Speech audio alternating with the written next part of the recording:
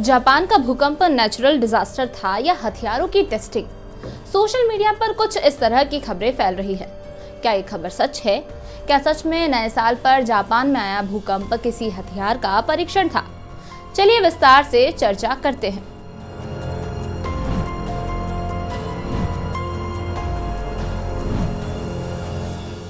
Hello, मैं हूं भावना और आप देख रहे हैं न्यूज़ 18 इंडिया ओरिजिनल्स।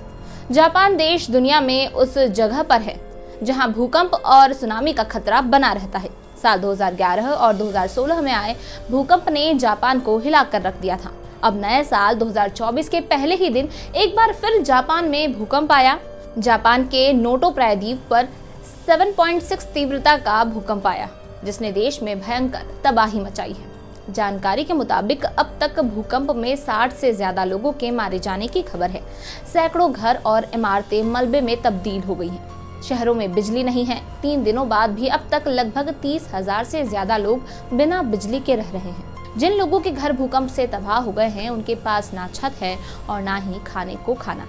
इस वक्त मौसम बेहद सर्द है, लोगों को ठंड की मार भी झेलनी पड़ रही है। जापान सरकार राहत और बचाव के कामों में जुटी है, लेकिन भूकंप ने इस तरह तबाही मचाई है कि सरकार को भी लोगों तक मदद पहुंचाने के लिए कड़ी मशक्कत करनी पड़ रही है।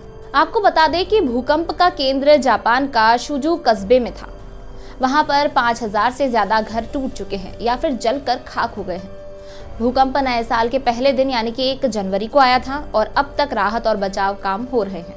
रेस्क्यू टीम अब तक घरों और इमारतों के मलबे में दबे लोगों को खोज रही है। ऐसे में आप सोच सकते हैं कि जापान में कितनी भयंकर त्रासदी मची होगी। भूकंप वाले इलाकों में अब तक लैंडस्लाइड का डर भी बना हुआ है। इसी बीच सोशल मीडिया पर भूकंप को लेकर कई तरह की बातें सामने आ रही है।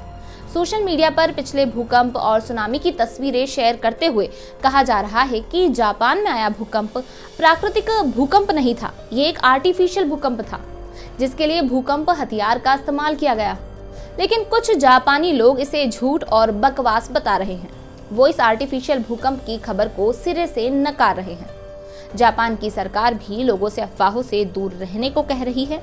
सरकार का कहना है कि ये खबरें बेबुनियाद है और साथ ही अफवाहें राहत और बचाव में बाधा डाल रही हैं। खैर, इस बात में कितनी सच्चाई है ये नहीं पता, लेकिन जापान प्रशांत महासागर के रिंग ऑफ फायर जोन में आता है, जहां भूकंप और सुनामी का खतरा सबसे ज्यादा होता है। इस टॉपिक पर आपकी क्या राय है, हमें कमेंट सेक्शन में जरूर बताएं और ऐसी ही वीडियोस के लिए जुड़े रहिए न्यूज़ 18 इंडिया ओरिजिनल्स के साथ।